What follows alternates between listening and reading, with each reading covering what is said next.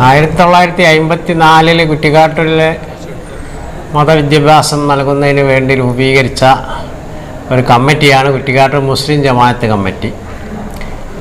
അതിൻ്റെ കീഴിൽ 1987 ഒരു യത്തീംഖാന തുടങ്ങാൻ വേണ്ടി തീരുമാനിക്കുകയും 87 അത് ഉദ്ഘാടനം ചെയ്യുകയും ചെയ്തു. 88 നമ്മൾ നിൽക്കുന്ന ഈ ക്യാമ്പസ് 2 ഏക്കർ 10 സെൻറ്റ് സ്ഥലം ജമാഅത്ത് കമ്മിറ്റിയുടെ കീഴിൽ യത്തീംഖാന തുടങ്ങുന്നതിന് വേണ്ടി വാങ്ങി ബിൽഡിങ്ങുകൾ ഉണ്ടാക്കി. അങ്ങനെ പ്രവർത്തിച്ച് വരെ 1989 ആയപ്പോൾ അന്നത്തെ ജനറൽ സെക്രട്ടറിയും പ്രസിഡൻറ്റുമൊക്കെ ഒത്ത് ജമാഅത്ത് കമ്മിറ്റിയുടെ ജനറൽ ബോഡിയോ ജനങ്ങളോ അറിയാതെ ഒരു സ്വകാര്യ കമ്മിറ്റി ഉണ്ടാക്കി. ആ കമ്മിറ്റിക്ക് യത്തീംഖാന നടത്തുക എന്ന ലക്ഷ്യമായതുകൊണ്ട് കുറ്റിക്കാട്ടൂർ മുസ്ലിം യത്തീംഖാന കമ്മിറ്റി എന്നാണ് പേരിട്ടത്. യഥാർത്ഥത്തിൽ കുറ്റിക്കാട്ടൂരിലുള്ള യത്തീംഖാന തുടങ്ങിയത് മുസ്ലിം ജമാഅത്ത് കമ്മിറ്റിയാണ്. മുസ്ലിം ജമാഅത്ത് കമ്മിറ്റിയുടെ കീഴിൽ നടന്നുകൊണ്ട് വരികയുമായിരുന്നു. എന്നാൽ 99 അവരുണ്ടാക്കിയ സ്വകാര്യ കമ്മിറ്റിക്ക് ഈ 2 ഏക്കർ 10 സെൻറ്റ് സ്ഥലം അന്നത്തെ പ്രസിഡൻറ്റ് രജിസ്റ്റർ ചെയ്ത് കൊടുത്തു.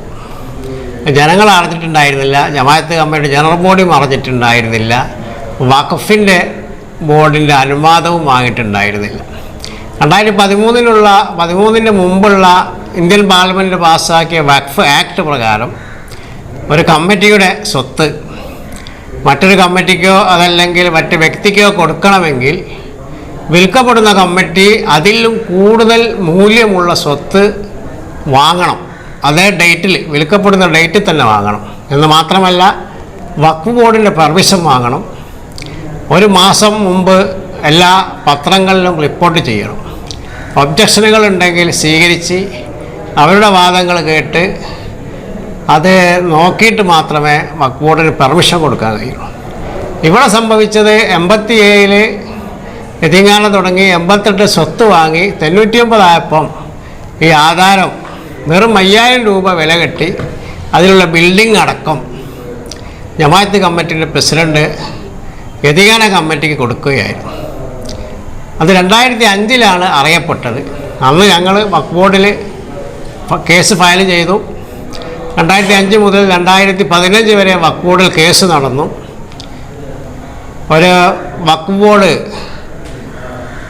കൃത്യമായിരിക്കുന്ന ഒരു തീരുമാനം ഈ രജിസ്ട്രേഷനെ സംബന്ധിച്ച്, കൈമാറ്റത്തെ സംബന്ധിച്ച് എടുത്തില്ല. അവർക്ക് വഖഫ് ബോർഡ് രജിസ്ട്രേഷൻ കൊടുക്കാൻ മാത്രം തീരുമാനിച്ചു. ഞങ്ങളതിനെ വഖഫ് ട്രിബ്യൂണലിൽ ചോദ്യം ചെയ്തു. 2016 കേസ് ഫയൽ ചെയ്തു. 2020 ബഹുമാനപ്പെട്ട വഖഫ് ട്രൈബ്യൂണൽ വിധി പറഞ്ഞു. അവർ ആധാരം പരിശോധിച്ചു, രേഖകൾ പരിശോധിച്ചു. വഖഫ് നിയമത്തിന് എതിരാണ് അവർ ചെയ്തിരിക്കുന്നത്, വഖഫ് ആക്ടിനെതിരാണ്. പുതിയ സ്വത്ത് വാങ്ങിയിട്ടില്ല, വഖഫ് ബോർഡിൻ്റെ പെർമിഷൻ വാങ്ങിയിട്ടില്ല, ഒബ്ജക്ഷൻ ഉണ്ടോ എന്ന് ജനങ്ങളോട് ചോദിച്ചിട്ടില്ല എന്ന കാരണമൊക്കെ പറഞ്ഞ് ആ ആധാരം ദുർബലപ്പെടുത്തി. 99 139/1999 Kozhikode sub register officer register ചെയ്ത ആധാരം വോയിഡ് ഡോക്യുമെൻ്റാണ് കണ്ടെത്തുകയും അത് ദുർബലപ്പെടുത്തുകയും ചെയ്തു. അതിൻ്റെ അടിസ്ഥാനത്തിൽ ഈ സ്വത്തിൻ്റെ പരമാധികാരവും ഉടമസ്ഥാവകാശവും കുറ്റിക്കാട്ടൂർ മുസ്ലിം ജമാഅത്ത് കമ്മിറ്റിയിലേക്ക് വന്നു. അങ്ങനെ അന്നത്തെ വഖഫ് ബോർഡും അവരുടെ രജിസ്ട്രേഷൻ കട്ട് ചെയ്തു. ആ സ്വത്ത് മുസ്ലിം ജമാഅത്തിൻ്റെ പള്ളി, മദ്രസ തുടങ്ങിയ സ്വത്തുക്കളിലേക്ക് എഴുതി കോഴിക്കോട് താലൂക്ക് ഓഫീസിലേക്കും വില്ലേജ് ഓഫീസിലേക്കും പെരുവേൽ പഞ്ചായത്ത് ഓഫീസിലേക്കും വഖഫ് ബോർഡ് ലെറ്റർ അയച്ചു. അതിൻ്റെ അടിസ്ഥാനത്തിൽ കോഴിക്കോട് തഹസിൽദാർ വില്ലേജ് രജിസ്റ്ററിൽ മാറ്റം വരുത്തി. അവരിൽ നിന്ന് വാങ്ങിയിരുന്ന ഭൂനികുതി 2022 ജൂൺ 15 മുതൽ മുസ്ലിം ജമാഅത്ത് കമ്മിറ്റിയോട് വാങ്ങാൻ തുടങ്ങി. അതുപോലെ പഞ്ചായത്തിലേക്ക് വഖഫ് ബോർഡ് അയച്ച കത്തിൻ്റെ അടിസ്ഥാനത്തിൽ പഞ്ചായത്തിൽ ഈ സ്ഥലത്തുള്ള ബിൽഡിങ്ങുകളിലെ എല്ലാ നമ്പറുകളുടെ ഉടമസ്ഥാവകാശവും മുസ്ലിം ജമാഅത്ത് കമ്മിറ്റിയിലേക്ക് മാറ്റി. അതുപോലെ കച്ചവടക്കാരുടെ ഷോപ്പുകളുടെ ഉടമസ്ഥാവകാശവും മുസ്ലിം ജമാഅത്ത് കമ്മിറ്റിയിലേക്ക് തന്നെ മാറ്റുകയായിരുന്നു. അങ്ങനെ ഇരിക്കെ അവർ ഹൈക്കോടതിയിൽ അപ്പീൽ കൊടുത്തിരുന്നു. ട്രിബ്യൂണൽ വിധിക്കെതിരെ ഹൈക്കോടതി സ്റ്റേ ഒന്നും അനുവദിച്ചില്ല. എങ്കിലും കേസ് കേൾക്കാൻ വെച്ചു. കഴിഞ്ഞ നവംബർ 2023 നവംബർ 1-ാം തീയതി ഹൈക്കോടതി വിശദമായി വാദം കേട്ടു. വാദം പറഞ്ഞ സമയത്ത് അവർ ഹൈക്കോടതിയിൽ പറഞ്ഞിരിക്കുന്നത് ഇത് വഖഫ് സ്വത്തല്ല, ഇത് സൊസൈറ്റി സ്വത്ത് മാത്രമാണ് എന്നാണ്. അപ്പോൾ ഹൈക്കോടതിയിലെ ജഡ്ജി തന്നെ അവരോട് ചോദിച്ചു, നിങ്ങൾ 15 വർഷക്കാലം വഖഫ് ബോർഡിലും വഖഫ് ട്രൈബ്യൂണലിലും കേസ് നടത്തിയിട്ട് ഇന്നിവിടെ വന്ന് വഖഫല്ല എന്ന് പറഞ്ഞാൽ എങ്ങനെ സ്വീകരിക്കാൻ കഴിയും? നിങ്ങളിവിടെ തന്നിരിക്കുന്നത് സിവിൽ റിവിഷൻ പെറ്റീഷനാണ്. സിവിൽ റിവിഷൻ പെറ്റീഷൻ എന്ന് പറഞ്ഞാൽ ട്രൈബ്യൂണലിൻ്റെ വിധിയുടെ നിയമവശങ്ങൾ പരിശോധിക്കുകയാണ്. പുതിയ വാദങ്ങൾ ഇവിടെ പറയാൻ പാടില്ല. പുതിയ വാദങ്ങളൊക്കെ നിങ്ങൾ താഴെ കോടതിയിൽ പറയേണ്ടിയിരുന്നു. അവിടെ നിങ്ങൾ വഖഫല്ല എന്ന് പറഞ്ഞിട്ടില്ല, അതുകൊണ്ട് നിങ്ങളുടെ ഈ വാദം നിലനിൽക്കില്ല എന്ന് പറയുകയും ട്രിബ്യൂണൽ വിധി ശരിവെച്ചുകൊണ്ട് അവർ കൊടുത്ത സിവിൽ റിവിഷൻ പെറ്റീഷൻ രണ്ടും തള്ളുകയുമാണ് ചെയ്തത്. അതിൻ്റെ അടിസ്ഥാനത്തിൽ ഞങ്ങൾക്ക് വിധി പകർപ്പ് കിട്ടിയത് കഴിഞ്ഞ ഡിസംബർ മാസം 6-ാം തീയതിയാണ്. അതിന് ശേഷം ഞങ്ങൾ ഇവിടെ വരികയും ഞങ്ങളുടെ നിയമോപദേശം ഞങ്ങളുടെ വക്കീലിൽ നിന്നും മറ്റ് വക്കീലുകളിൽ നിന്നും കിട്ടിയതിൻ്റെ അടിസ്ഥാനത്തിൽ ഇവിടെ ഭരണ ചുമതല ഏറ്റെടുക്കുകയും ചെയ്തു. എന്നാൽ നേരത്തെ ഉണ്ടായിരുന്ന ഈ അനധികൃത കമ്മിറ്റിക്കാരിൽ നിന്ന് ചില ആളുകൾ ഞങ്ങൾക്ക് പ്രശ്നങ്ങൾ ഉണ്ടാക്കിക്കൊണ്ടേയിരുന്നു. അത് മനസ്സിലാക്കി ഞങ്ങൾ കേരള ഹൈക്കോടതിയിൽ പോലീസ് പ്രൊട്ടക്ഷന് വേണ്ടി കഴിഞ്ഞ ഡിസംബർ 20-ാം തീയതി അപേക്ഷ കൊടുത്തു. ഞങ്ങൾക്ക് ഒരു മാസത്തെ പോലീസ് പ്രൊട്ടക്ഷൻ നൽകാൻ കോഴിക്കോട് ജില്ലാ പോലീസ് മേധാവിക്ക് ഹൈക്കോടതി ഓർഡർ കൊടുത്തു. അതിൻ്റെ അടിസ്ഥാനത്തിൽ കഴിഞ്ഞ ശനിയാഴ്ച ഞങ്ങൾ സാധാരണ വരുന്നത് പോലെ ഇവിടെ വന്നപ്പോൾ അവരിൽ നിന്നൊരു 7 ആളുകൾ ഇവിടെ എത്തിച്ചേരുകയും ചെറിയ പ്രശ്നങ്ങൾ ഉണ്ടാക്കുകയും ചെയ്തു. ഞങ്ങൾ പോലീസ് സ്റ്റേഷനിൽ വിവരമറിയിച്ചു. ഞങ്ങൾക്ക് ഹൈക്കോടതിയിൽ നിന്ന് കിട്ടിയ പോലീസ് പ്രൊട്ടക്ഷൻ പ്രകാരം പോലീസ് ഇവിടെ എത്തുകയും അവരെ അറസ്റ്റ് ചെയ്ത് നീക്കുകയും ചെയ്തു. അതിന് ശേഷം കഴിഞ്ഞ വെള്ളിയാഴ്ച പോലീസ് സ്റ്റേഷനിൽ അവരെയും നമ്മളെയും ഇരുത്തിക്കൊണ്ട് ബഹുമാനപ്പെട്ട അസിസ്റ്റന്റ് പോലീസ് കമ്മീഷണറുടെ നേതൃത്വത്തിൽ ചർച്ച നടന്നു. ഈ 2 ഏക്കർ 10 സെൻറ്റ് സ്ഥലം ഹൈക്കോടതി വിധി പ്രകാരം മുസ്ലിം ജമാഅത്ത് കമ്മിറ്റി കിട്ടിയതാണെന്നും ആ മുസ്ലിം ജമാഅത്ത് കമ്മിറ്റിക്ക് വില്ലേജിൽ നിന്ന് കൈവശ സർട്ടിഫിക്കറ്റും അതുപോലെ ഭൂനികുതി അവരടയ്ക്കുന്നുണ്ട്, അതുപോലെ തഹസിൽദാരുടെ നടപടിക്രമപ്രകാരം അവർക്കാണ് അതിൻ്റെ അവകാശം. പഞ്ചായത്ത് സെക്രട്ടറിയുടെ നടപടി ക്രമപ്രകാരം അതിലുള്ള എല്ലാ ബിൽഡിങ്ങുകളുടെയും ഉടമസ്ഥാവകാശം മുസ്ലിം ജമാഅത്ത് കമ്മിറ്റിയുടെ പേരിലേക്ക് മാറ്റിയിട്ടുണ്ട്. അതിൻ്റെ അവകാശവും മുസ്ലിം ജമാഅത്ത് കമ്മിറ്റിക്കാണ്. അതുകൊണ്ട് ഇത് മുസ്ലിം ജമാഅത്ത് കമ്മിറ്റിയുടെ കൈവശത്തിലാണ് ഇപ്പോൾ ഉള്ളത്. അതുകൊണ്ട് നിങ്ങൾ ഒഴിഞ്ഞു പോകണമെന്നും നിങ്ങളിവിടെ പ്രശ്നങ്ങൾ ഉണ്ടാക്കരുതെന്നും പറഞ്ഞു. ഈ കോമ്പൗണ്ടിൽ നടക്കുന്ന അറബി കോളേജ്, വനിതാ അറബി കോളേജ്, യത്തീംഖാന തുടങ്ങിയവയുടെ നടത്തിപ്പ് മുസ്ലിം ജമാഅത്ത് കമ്മിറ്റിക്കാണെന്നും അത് അവർ നടത്തിക്കൊള്ളണമെന്ന് പറയുകയും ചെയ്തു. അങ്ങനത്തെ അവസ്ഥയിലാണ് ഇപ്പോൾ ഉള്ളത്. നേരത്തെ അവർ പറഞ്ഞിരിക്കുന്നത് ഞങ്ങൾ നേരത്തെ നമ്മുടെ എതിർകക്ഷി, അതായത് നേരത്തെ അനധികൃതമായി ഇത് കൈവശം വെച്ചിരുന്ന കമ്മിറ്റിക്കാർ നടത്തിയ വാർത്താ സമ്മേളനത്തിൽ പറഞ്ഞിരിക്കുന്നത് ഞങ്ങളിവിടെ പൊളിച്ചു കയറിയതാണ്, അതുപോലെ റെക്കോർഡുകളൊക്കെ ഞങ്ങൾ മാറ്റിയിട്ടുണ്ട് എന്നൊക്കെ പറയും. യഥാർത്ഥത്തിലുണ്ടായത് വഖഫ് ഹൈക്കോടതിയുടെ വിധി പ്രകാരം ഹൈക്കോടതി അവരുടെ അപ്പീൽ ഡിസ്മിസ് ചെയ്തപ്പോൾ അവർക്കറിയാം ഇത് നമുക്ക് വിട്ടുതരേണ്ടി വരും. അതുകൊണ്ട് പല റെക്കോർഡുകളും അവർ ഇവിടെ നിന്ന് മാറ്റിയിട്ടുണ്ട്, അവർ കൊണ്ടുപോയിട്ടുണ്ട്. അത് മറച്ചു വെക്കുന്നതിനാണ് റെക്കോർഡുകൾ ഞങ്ങൾ കൊണ്ടുപോയി എന്ന് പറയുന്നത്. ഇവിടെ ഞങ്ങൾ വാതിൽ പൊളിക്കുകയോ അല്ലെങ്കിൽ അതിക്രമിച്ച് കയറുകയോ ചെയ്തിട്ടില്ല. ഞങ്ങൾക്ക് കിട്ടിയ വിധിയുടെ അടിസ്ഥാനത്തിൽ സമാധാനപരമായിട്ടാണ് ഇവിടെ പ്രവേശിച്ചതും ഒക്കെ. ചില ആളുകൾ പ്രശ്നങ്ങൾ ഉണ്ടാക്കിയപ്പോൾ പോലീസിനെ വിളിക്കുകയും ഹൈക്കോടതിയിലെ പോലീസ് പ്രൊട്ടക്ഷൻ ഞങ്ങൾ കിട്ടിയത് പ്രകാരം പോലീസ് വരികയും നടപടിയെടുക്കുകയുമാണ് ചെയ്തിട്ടുള്ളത്. ഞങ്ങളിവിടെ സുഖകരമായിട്ട് ഇപ്പോൾ പ്രവർത്തനം നടത്തിക്കൊണ്ടിരിക്കുകയാണ്. ഇതിനോടനുബന്ധിച്ച് ഒരു ഇംഗ്ലീഷ് മീഡിയം സ്കൂള് നടത്തുന്നുണ്ട്.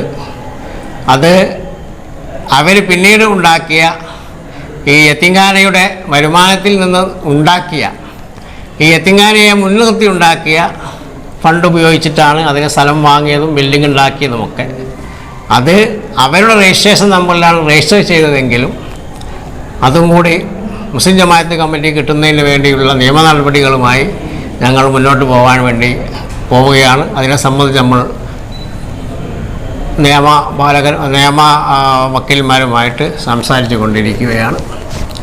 എന്തായാലും ഏറ്റവും പ്രധാനമായി പറയാനുള്ളത്, നേരത്തെ ഞാൻ പറഞ്ഞ ഈ അനധികൃതമായി ഉണ്ടാക്കിയ യത്തീംഖാന കമ്മിറ്റി എന്ന് പറയുന്നത് കുറ്റിക്കാട് 2 പ്രശസ്തമായ മഹല്ലുകളാണ്. കണിയാത്ത് മാണിയമ്പലം മഹല്ല്, അവിടെയുള്ള 35 ആളുകൾ മാത്രമാണ്. അത് 13 കുടുംബങ്ങളിൽ നിന്നുള്ളവരാണ്. ഒരു വീട്ടിൽ നിന്ന് ഉപ്പയും മക്കളും ജ്യേഷ്ഠനും അനിയനും, അങ്ങനെയാണ് ഒരു 70 അംഗങ്ങളുണ്ടാക്കിയത്. ആ 70 അംഗങ്ങളാണ് അവരുടെ പരമാധികാര ജനറൽ ബോഡി.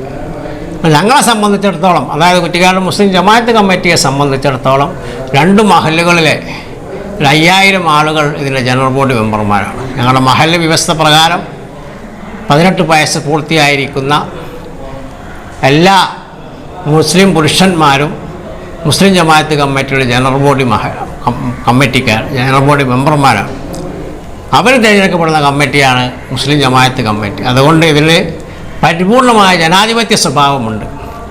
ഈ 2 മഹല്ലുകളിൽ താമസിക്കുന്ന 2500-3000 വീടുകളുണ്ട്.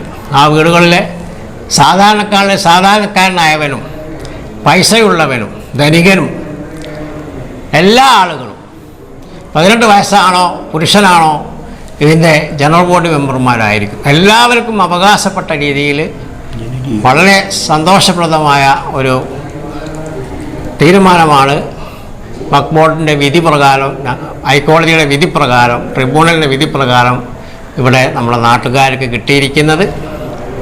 അതുകൊണ്ട് തന്നെ എല്ലാവരും നല്ല സന്തോഷത്തിൽ ആണ്.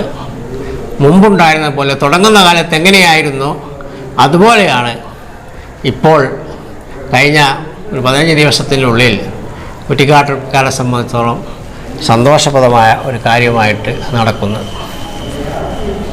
അല്ല, ഈ ഹൈക്കോടതി വിധി കിട്ടി. നമ്മൾ ആദ്യം വാടകയൊക്കെ ഞങ്ങൾ കൈവത്തും വാങ്ങൽ തുടങ്ങി. അതിൻ്റെ ശേഷം ഇതിൻ്റെ ജനറൽ സെക്രട്ടറിയെ വിളിച്ചു. ഞങ്ങൾക്ക് വിധിയായിട്ടുണ്ട്. ഇയങ്കോ ഹാജി, അദ്ദേഹത്തിൻ്റെ അമ്മാവനും കൂടിയാണ്. ഞങ്ങൾ വിധിയായിട്ടുണ്ട്, എന്ത് ചെയ്യണമെന്ന് ചോദിച്ചപ്പോൾ ഏതായാലും വിധിയോ കിട്ടിയല്ലോ, ഞങ്ങൾ ഞൈമലില്ല, നിങ്ങൾ ഭരിച്ചോളൂ. അപ്പോൾ താക്കോൽ ചോദിച്ചപ്പോൾ പറഞ്ഞ് ഓഫീസ് തുറന്നിട്ടുണ്ട്, അവിടെ പോയി എടുത്ത് തുറന്നാൽ മതി.